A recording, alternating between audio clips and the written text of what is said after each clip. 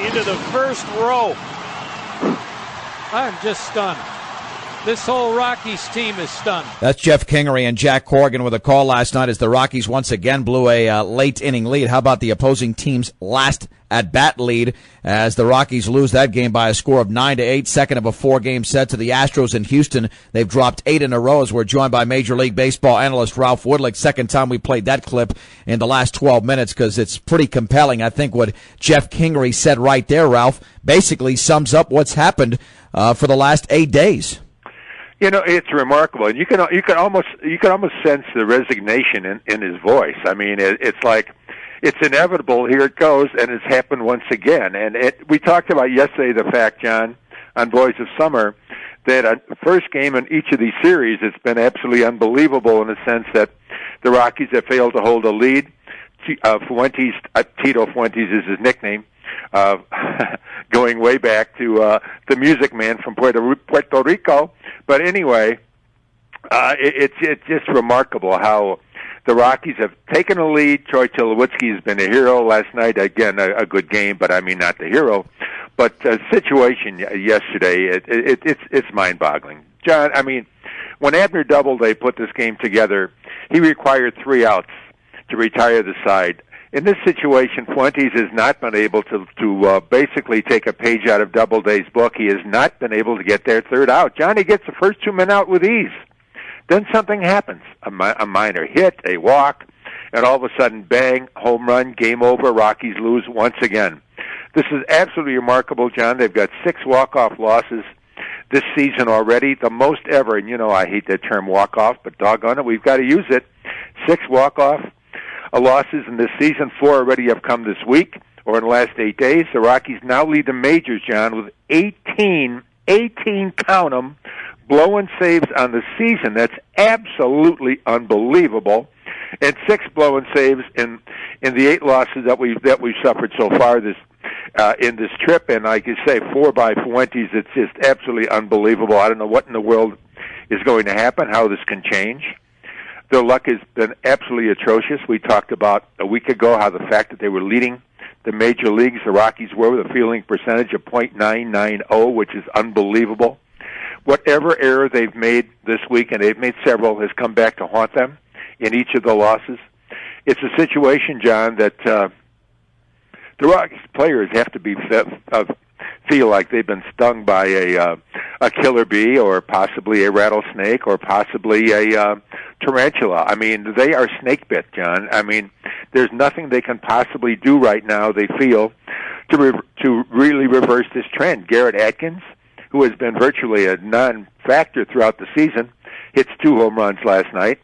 Todd Helton hits his 7th home run of the season. Yes, John, his 7th home run of the season. You know, I mean, this is ridiculous. I mean, where we stand right now, 7 home runs from Todd Helton.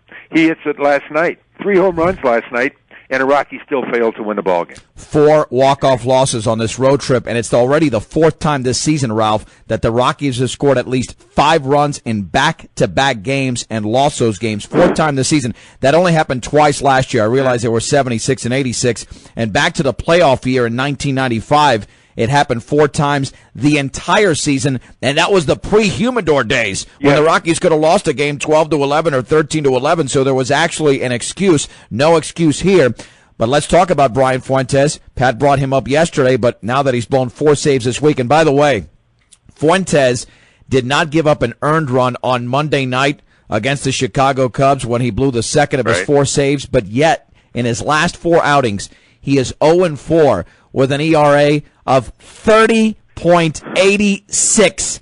Here's a sign of trouble. Anytime your ERA is close to your age, I think that's a sign of major trouble, Ralph. Yeah, just a little inclination there. But I think it's a sign of trouble. Absolutely right. No question about that. The only ERA that seems to be in the realm of being as ridiculous as that is that of Todd Jones with the Detroit Tigers. We talked about that to a point where we don't want to talk about it any longer. But, yeah, John, what do you do with this? What do the Rockies, and I think that's what you're leading up to, what do the Rockies do right now with regards to Fuentes? You know what they do? When's the next time you pitch him, Ralph? You pitch him tonight if they have an opportunity. Really? Because I don't think there's any question about that. I mean, first of all, they're not going to go, well, yeah, I would think they would pitch him tonight. I really would. I would think they're going to give him the ball every possible occasion they have to win a ball game. First of all, if you don't give him the ball, you're destroying this guy's confidence. And the old adage with Ralph, it's already destroyed. That's why I would ask him. He will tell you it's not. Give me the ball. I want to go and get it. And that's the whole thing. And that's a philosophy that a closer must have. Otherwise, you're going to go back to the Sean Chacon days where he was fearful of even taking him out because he didn't have the closer's mentality. A closer lives and dies on the edge. There's no question about that. The hopes and fears of everybody on that ball club, along with all the fans listening in or sitting at the ballpark or watching a game on TV, rests upon the shoulders of a closer. That is his job. That is the only reason he's being paid. And so far, Fuentes, having 20 saves, has done it fairly well. Now, we get into the last 8 games, and what happened to the former Fuentes? Where happened to Brian Fuentes? Where did he go? Well, he's disappeared, John. He's off the radar, let's face it. You know what happened, Ralph? I think he's blown his all-star bid, to be quite honest with you. I don't think there's any question about that. And, and if you'd ask him, he'll tell you, I don't deserve to be on the all-star team the way I'm performing. And he's absolutely right. He doesn't deserve to be on the all-star team. So fine. He's going to lose a couple $100,000 because he's got an incentive in his contract that says if I go in the All-Star game, I'll get an extra $150,000. Not bad, John. But the fact of the matter is he's cost his team 4 losses in this unbelievably ridiculous stretch that this team is encountering right now of 8 successive losses, the greatest number of losses since a year ago, which is no the big deal. It's not that long ago. It's only in July 2006. But anyway, still 8 losses after coming off it, and I keep on hating to go back to a 3-game sweep of the Yankees. You got to wonder if that's when the curse of whatever bit them. But anyway, you got to give the ball to Fuentes. He's going to get out of this thing. He's a good closer, John. He's just running through, as they say, a bad patch. Yeah. But if, in fact, suddenly he loses confidence and can't get anyone out, and he's proven to be that in the situation right now, he can't get the third out, thanks to Mr. Doubleday and his rule book. But that's where you go with this game, and you've got to live with it. I told you I spoke to Casey Weathers, the number 1 pick, 2 weeks ago out of Vanderbilt. I said, do you want the ball in the closing situation? He said, I live for that. I live for that opportunity. He said, I have the mental approach to be an effective closer. Here's a 21-year-old kid telling us he can get the job done. But you got to have that. You got to have that belief. You got to have that mental strength, John, to get the job done.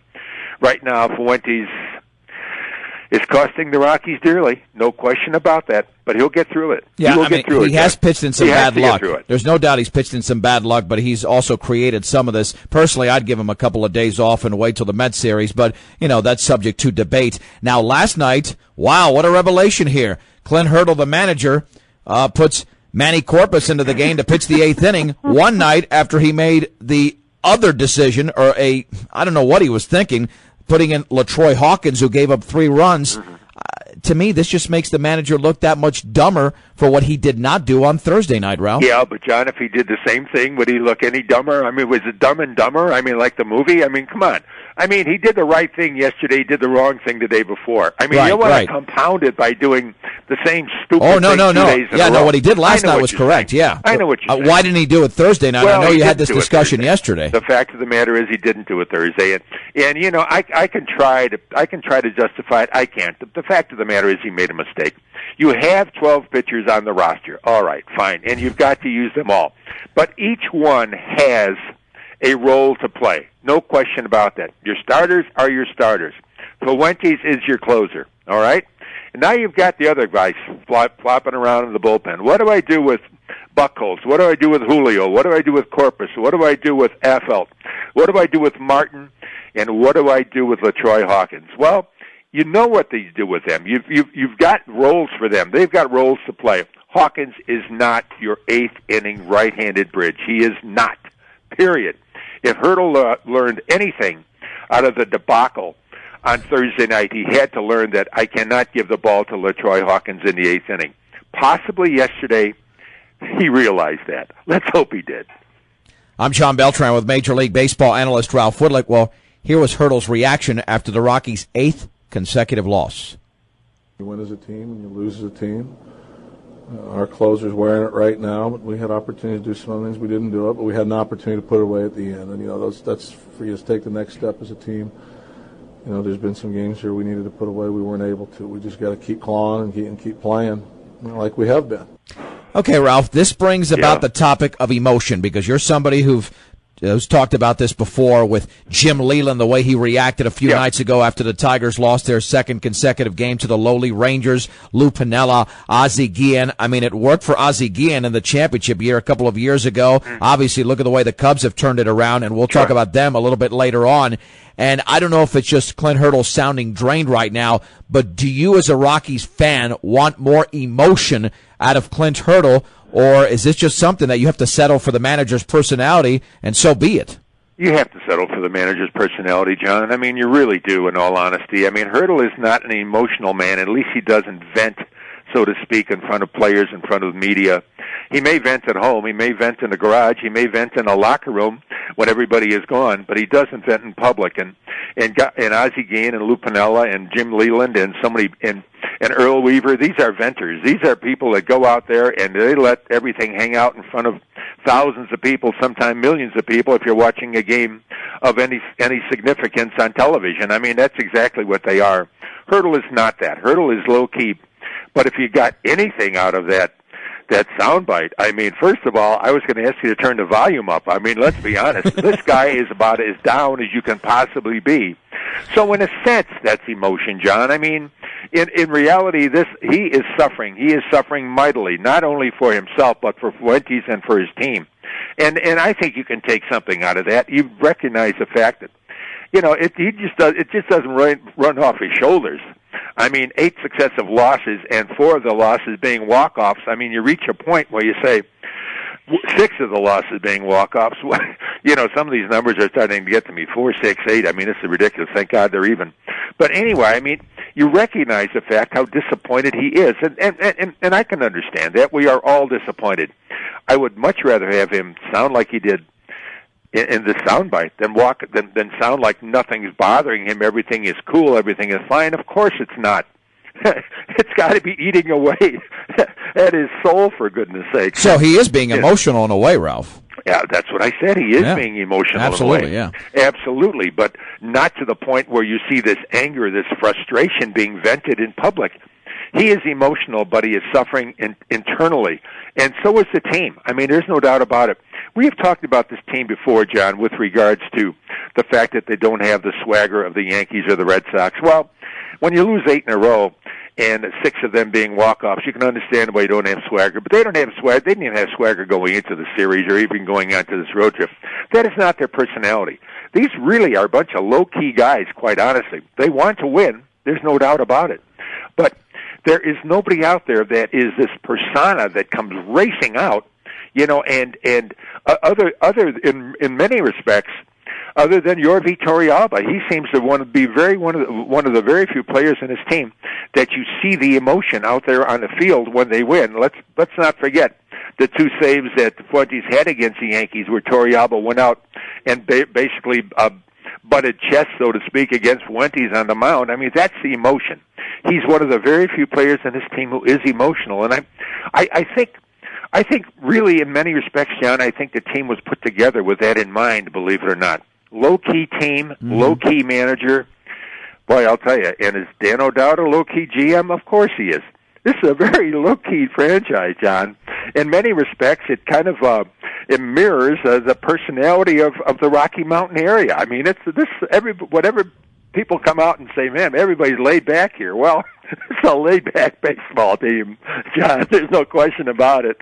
Playing for a laid-back manager and a laid-back GM. I hate to, use the cultural reference here, but part of it could be a lack of a heavy contingent of Latinos on this team. Yorvi Torrealba, Willie Taveras, that's about it. I mean, normally, not that you don't have passionate American players, but, the David Ortizes of the world, they have a little bit more passion, at least. Or the Carlos Zambrano. Exactly, externally. Absolutely. Okay, Ralph, tonight is the midway point of the season mathematically. The Rockies will either be 39-42, 38 and 43, depending upon whether they win or lose. So let's do this over a 4 or 5 minute stretch here. We're not going to break down the entire roster, but let's say certain players, and I'm not going to ask you the obvious questions. I think we know the most disappointing position player has been Garrett Atkins offensively. Most disappointing starting pitcher has been Aaron Cook. I mean, the guy hasn't had a win in about a month. But let's compare some grades here.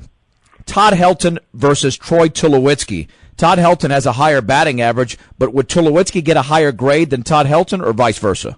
I still think, but it's a good question, John. I'm looking at, I'm trying to formulate an answer here because what I like about Todd Helton, obviously, is on base percentage. I mean, this guy knows what pitches to swing at, what pitches not to swing at. He gets himself on base. There's no question about that. Tulowitzki has proven to be a rookie that likes the big stage, no doubt. I mean, he's put the home runs on the board. He's put his team, in this losing streak in particular, in a position to win ball games, and the team has failed him in some respects because they did not feast on the fact that he put them up, and they go ahead and lose the ball game. But in all honesty, I've got to believe that Helton still has contributed more to this ball club over the long season than Tulowitzki has. Tulowitzki is leading the team in strikeouts, but he's a rookie. All right, I can understand that. That does happen to a rookie. He's learning his way around. But, John, he is so close. He is so close to being one of the most valuable players on this team right now. And he is one of the most valuable players on his team. But is he the most valuable player? I would say no. I would say Helton by a very slight margin at this point of the season. You ask me this question at the end of the season, it could certainly be totally opposite. It's assuming, that, of course, that Helton is even still on his team at the end of the season. Ralph, I bet there's people that could differ with you right now. Right? Okay, how about let's make another comparison in the outfield. Okay, I know Matt Holliday's got some great numbers. Sure. But Willie Taveras versus Matt Holliday, does Holliday automatically get the higher grade? Because, come on, I mean, part of the reason that he's got some of these nice statistics is because Taveras is on base. He's also leading the league in hitting, John. And True. When you lead the league in hitting, I think it'd be pretty hard. But again, that's taking nothing away from Willie Taveras. I mean, 20 stolen bases. Do you remember? We had a conversation 3 weeks into the season. We kept on talking about this guy. Why is he hitting the fly ball? Why doesn't he put the ball on the ground? Why doesn't he bunt? Why doesn't he use his speed? He's using his speed. He's putting the ball on the ground. He's bunting. He's got major league lead 22 bunt hits. That's absurd. That's an unbelievable number. What that means, and when you see him on the field and you see the opposing team take their defensive positions, you see the third baseman basically playing halfway down the line. I mean, he is that close. You see the first baseman edging off, moving in as well. You see the second baseman moving in to possibly help out if, in fact, the bunt is pushed past the pitcher. I mean, and he still is successful, Taveras is, in laying that ball down. A very, very nice acquisition during the offseason. No doubt about it. We liked it when the trade was made. Little question about the pitching, but we like the fact that the Rockies finally got themselves a center fielder who can get on base and also play defense. Taveras is just that. But having said that, you've got to look at the fine year that Holliday is having, leading the National League in hitting, pounding the home run, getting the RBIs. Yes, I mean, nobody succeeds at every occasion with men on base. Holliday has suffered of late. There are other times earlier in the season when he's left men on base as well. But still, with a .348 batting average as we speak, 54 RBIs, I mean, there's nothing wrong with that. I mean, he's having one heck of a fine season. Okay. Actually, John, 61 RBIs. I'm sorry. That's right. He picked it up last night. Okay, in the interest of time, Ralph, before we get to a break here, what would you grade the Rockies hitting and the Rockies overall pitching as we approach this midway point of the 2007 campaign? Well, the Rockies hitting has really picked up of late, certainly during the Yankee series and on this road trip. I've got to give them a B. Maybe a B minus. Let's give them a B minus because they really, in all honesty, earlier in the season were not putting the numbers on board as they should have. They would have had a lot more victories. That's where I would give them with regards to hitting right now. A B minus. And pitching right now, which had a pretty good grade as of 8 days ago, but has gone way downhill, especially from the starters.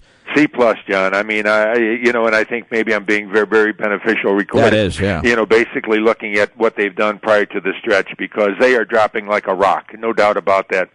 they've got to get a good performance for the rest of this series from Lopez on Sunday and from Francis tonight. No question about that. The rest of Major League Baseball is next with our analyst Ralph Widlic. You're listening to Sports Saturday on 1010 KSIR. Well, you got to get this guy early. You know, he's got good stuff. You don't want to fall behind him. You know, he can get you with any base, a quarter, slider, and he throw 96, 97. So a guy like that, you want to get him early. You don't want to fall behind in the count. That's Cubs third baseman Aramis Ramirez with a 2-run, 2-out homer off of Francisco Cordero, and the Cubs rally for their 7th consecutive victory, beating the Brewers 6-5. But would have loved to have had the cut that Pat Hughes described on the 2-run homer there by Ramirez. However, I still need my hearing since Ron Santo was part of that cut, yelling and screaming. I love Ron. Come on, Ron Santo. In the background, he is absolutely unbelievable. He'll say whatever's on his head. I love it. Yeah, actually, he didn't really interfere with Hughes' description of that yesterday. It was just yelling. It wasn't. He really didn't blow over too much. But anyway, the Cubs now are 39-39 on the season. Ralph, what do you make of this winning streak? And is this just something good that's happening to the Cubs, a sign of good things to come, or are we going to see the Cubs be the Cubs of old? Let's say in the next 2, 3, 4 weeks. I think we see the Cubs of old coming back. I mean, they've got a decent lineup when it's out there and when they're catching the ball. Obviously, the big key was moving Fontenot to shortstop and his Cajun teammate over to second base. I mean, I don't think there's any question about that. Terrio seems to be doing a good job, and Fontenot obviously 2 sparks, but Alfonso Soriano has come to light as well. So they're getting some real good production at the top of the lineup. Then Ramirez coming in with a big home run yesterday. Derek Lee, of course, a very nice homestand for the Cubs, no doubt about that. You know, and yesterday, John, how about 41,910 people really shoehorning their way into a ballpark that at best can only seat 41,000, at best can only seat 40,000 in my opinion. But anyway, I mean, that's what Chicago does, especially when the Brewers come to town. But this is a team, in my opinion, that I think is playing as good a ball as they possibly can. I don't see them going any further. They may end up the season over 500, but I think their threat, unless they sweep the series against the Brewers, I don't believe that's going to happen.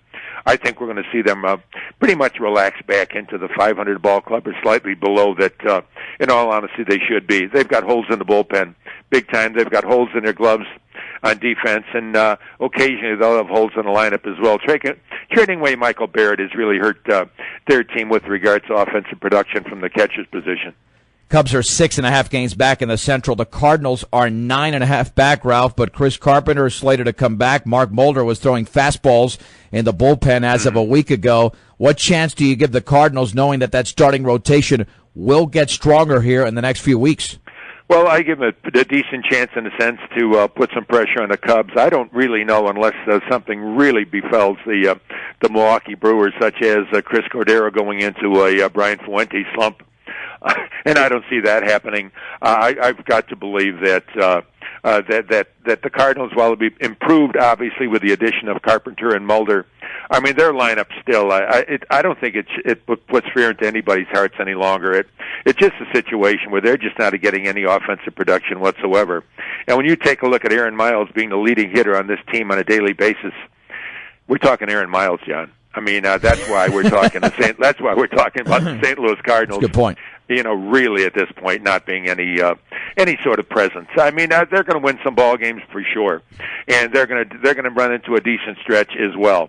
But as far as really, in my opinion, really pressuring the Milwaukee Brewers and for that matter the Chicago Cubs for the first 2 spots, I don't see that happening. I'm John Beltran with our Major League Baseball analyst Ralph Widlic, who will be with us once again on Monday for Boys of Summer, coming up during the first half of the show as we continue here on Sports Saturday. I want to get back to the West for just 1 second, sure, because we've been talking about this Arizona team for the last several weeks, actually since the first week of the season. Ralph, they're still hanging around. Yes, they are. San Diego's 45-33, half-game lead over the Diamondbacks, a game lead over the Dodgers. Great pitching matchup, by the way, tonight with Jake Peavy going for the Padres and Brad Penny for the Dodgers. But are you ready to say that Arizona's going to be right up there for the remainder of the season, or is there one weakness or one hole you see in that team that will prevent them from staying with the Padres and the Dodgers, of course, with the Rockies now 8 games out? Yeah.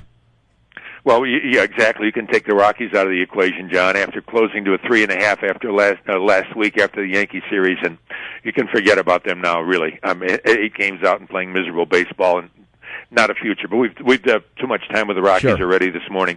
You take a look at the Diamondbacks.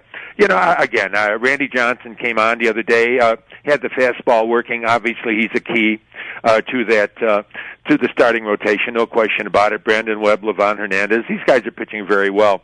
But Valverde in the bullpen has been, in my opinion, the savior. I mean, no question about that. He has done the job for this team, and with his 26th save last night, this guy is lights out with regards to closing, giving the Diamondbacks the best closing performance they've had in years. So I do like the fact that their pitching staff seems to be very, very strong. They don't score a lot of runs, John, but I think they score enough simply because of that pitching staff. So I look at this team; they're surprising me, no doubt about that. Valverde is the key to me. I didn't think that he was that kind of a closer, going to be that successful. I knew he had good stuff, but I mean, he's got the attitude and the ability right now to get the job done. And Livan, I almost called him El Duque. Livan really continues to pitch. I mean, it's remarkable. This guy 8 solid innings again last night. This guy never seems to get tired, never seems to get hurt, and then throws the innings up on the board. You know, the standard inning eater terminology. This team can hang in that race, John. I don't think they will. I don't think they're going to win it. I don't think they're going to finish second. Excuse me, but I do think they're going to put enough pressure on San Diego and Los Angeles throughout the season to remain in contention. It's amazing, these records right now in the National League of the top teams. San Diego and the Mets are both 45 and 33. The Brewers are 46 and 33. You know, baseball's a very funny game, Ralph. Just ask the Atlanta Braves, who had lost 5 consecutive home games and scored a total of 1 run. Now they've won 4 straight and scored a total of 25 runs the last 2 nights. We've talked about this team many times. They've won 14 of the last 15 NL East titles. What is going to be the difference between Atlanta making the playoffs and missing the playoffs, knowing that right now they're starting to play some good baseball but are still 4 games off the lead? Well, I don't want to put it all on one player's shoulders, but I'm going to put it all on one player's shoulders. You know, in all honesty, this team cannot make the playoffs with their starting center fielder who's up for his option year. He's in his option year right now, soon to be a free agent, and we're speaking about Andrew Jones batting 199. If Andrew Jones, John, can put 50 to 60 points on his batting average before the end of the season, and he's capable of doing that, but what's going to require him to hit basically about 350 for the rest of the year, and I don't think he's capable of doing that, but I don't think he should be anywhere near the 199 batting average that he has right now.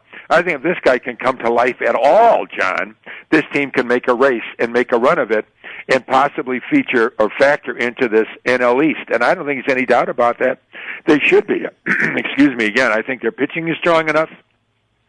I think their offense, as you just pointed out, John, streak. Would you say it's streaky when you turn around and score double digits in 5 games and score single digits in the previous 5 games? I mean, there's no question about that.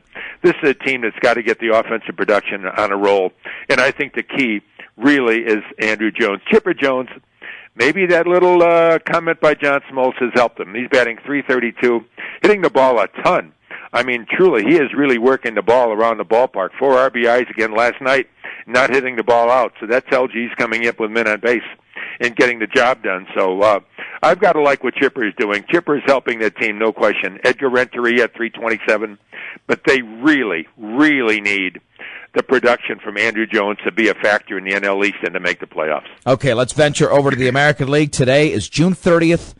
2007, Ralph, and I'm going to say it right now, and I'm going to see if you take the bait. I doubt you will take the bait, but I'm going to tell you right now, and we are recording this show. Let's record it. The New York Yankees will not make the playoffs. All right, now, the Yankees are 37 and 39. Teams with better records that are not leading divisions are Toronto, Detroit, Minnesota, Seattle, and Oakland. Lots of teams to climb over. Sure. Many of those teams have better pitching. Why will the Yankees make the playoffs, Ralph, since I'm sure you're not ready to say that they won't make the playoffs? Well, I am ready to say they're not going to make the playoffs. Yes, you are. This is the shock. Fall off the stool. I know. I've been in the studio. I know exactly how you're standing and how you're sitting over there. Fall off the stool, get back up, dust yourself off. But seriously, no, I in all honesty, I just can't see this team. I saw this team against the Rockies 3 games in succession. We saw them prior to. We've seen them a bit after. This team doesn't seem to have it. They just don't have it. Roger Clemens is old, John. We know that. We know when they threw the money at him, we thought that he might come out and inspire this team. He has not. He truly has not. Roger Clemens, in my opinion, cannot get the job done any longer. And that's a surprise for me to say that, because I thought he could win anywhere from 10 to 12 games as a Yankee. I don't see that, John. I don't see that at all. And without the presence of Roger Clemens, I think that pitching staff is really, really falling on hard times. I don't like the bullpen makeup. You got to get the ball in the hands of Rivera. They can't get the ball in the hands of Rivera with the lead. I mean, I just don't like the situation over there in New York. I really believe that this is the year that the Yankees do not make the playoffs. Toronto is not going to make the playoffs. They're under 500. Yes, they are a half a game ahead of the Yankees. They're not going to make it. Cleveland and Detroit are solid ball comes right now. I ruled out Minnesota about a month ago. They're surprising me. They still have a chance to make a push for the playoffs. You know, you take a look at L.A., you take a look at Seattle, and let's not forget Oakland, who is all set to be all poised right now to be ready for their famous second-half surge, and they're ready to do that. Rich Harden is pretty well on his way to recovery and should be in a rotation probably in the next 2 weeks. So this is the team. If he can stay healthy, he's going to make a push. The Yankees aren't going to make it, John. Not this year. Okay, let me wake up. I just could have sworn that I woke up and you said the Yankees will make the playoffs. That was good, John. I like that. Good sleep. Okay. I like that. Good morning. Go back to sleep, John. Good morning, Amy. Just saying good morning to my wife. All right. Let's move on here, Ralph. All right, then. Let me tell you. This Seattle team has won 7 straight, 9 to 10. Ralph, are they still a little bit of a fluke in your mind at 43 and 33, overachieving, or are they meeting up to the expectations based on that talent level?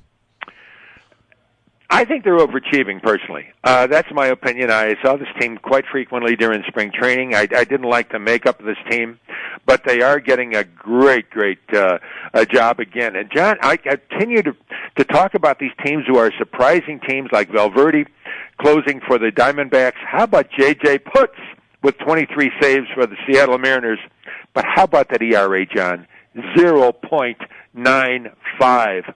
I mean, you put the ball in that man's hands, the game is over. The game is absolutely over, and that's what's happening right now. I mean, they're getting the ball. They're getting good performances out of their not a great starting rotation, but a decent starting rotation. You know, and they're getting the job done. Jared Washburn is pitching well. Miguel Batista, Felix Hernandez is back. Jeff Weaver, the same Jeff Weaver we talked about so frequently, you know, in less than congratulatory tones, and less than basically saying this man's a major league pitcher, because we pretty much feel that he's not a major league pitcher. He's pitched fairly well his last 2 occasions, but his ERA is still 8.56, so he's got a lot of work to do. But actually, he's come along. So, in a sense, that starting rotation is a bit of a surprise. But when you get to that closer and you take a look at what they're getting out of Putz, I mean, really, 23 saves, as I said, 0.95 ERA. This team, they're scoring enough runs to put that ball in his hands in the ninth inning and say, go out and win the game for us, go out and save that game for us.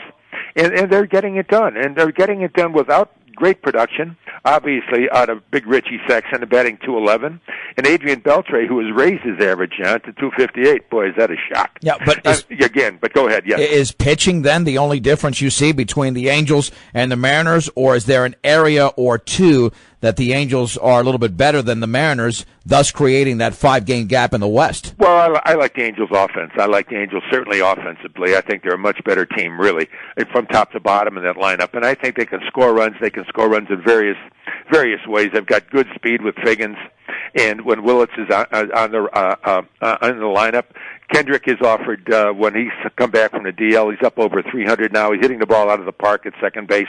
A very nice addition. I think overall this is a much better team offensively, the LAA of A, rather than the Seattle Mariners. And then combined with a very, very strong starting pitching staff that we talked about yesterday and an excellent bullpen, I think there's many, many areas where the LAA of A surpassed the Seattle Mariners with regards to talent on and off the baseball field. Finally, our colleague Pat O'Rourke had the Cleveland Indians winning the Central Division. I didn't have them in the playoffs, and neither did you. No. I know you were drinking that day when you had the White Sox finishing in second place, Ralph, but I'll forgive you for that. Coffee only, John. What's that? Coffee only. Well, that's what I meant. Anyway, Ralph, but when you look at this particular division, knowing that Minnesota has been a very good second half team over the last few years, they're only 41-37, 5.5 games back. Johan Santana's pitching much better. You know Detroit is going to be up there. Do you expect Cleveland to remain in contention, or are they overachieving in an area that eventually will not be achieving too well here over the last 15 some odd weeks of the season? Well, I think offensively this team is going to continue to pound the ball. Even though Atlanta scored 2 runs last night, they still come out with a victory because Jake Westbrook is one pretty good pitcher in spite of his ERA of 6.10. But I don't like the bullpen, and I'm going to get back to the bullpen, Mike. Again, Joe Borowski, his ERA is over 3, John. I mean, you, in my opinion, or over 3. How about over 5? 5.70. When you take a look at numbers like that, you can't rely on this guy to continue to eke out these saves after giving up run after run after run. So I just don't like it. 21 saves on Joe Borowski with an ERA of 5.70. This team is overachieving right now. They can score runs, John. Starting pitching staff got a tremendous boost out of Fausto Carmona, no question about that. 8 wins, pitching very, very well. We know what CC Sabathia can do. Paul Bird, Cliff Lee, Jeff Westbrook, the other 3 members of the starting rotation. Good pitchers, not overwhelming. I think this team can hang in there, John, simply on the base of their offense.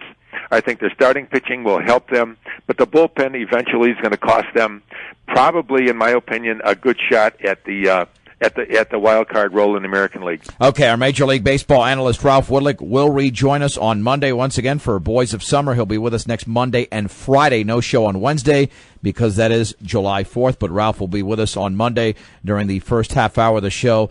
Boys of Summer airing weekdays during the non-high school sports season from 1 to 2. Rockies and Astros play once again tonight. Let's see if the Rockies can break that 8-game losing streak. And first pitch at 5:05. Rockies on deck at 4:30. Well, we asked the question last week. Is Jeff Francis going to be the stopper? Well, he's got a chance to prove that tonight. 7-5 record against Jason Jennings, the former Rocky, at 1-2.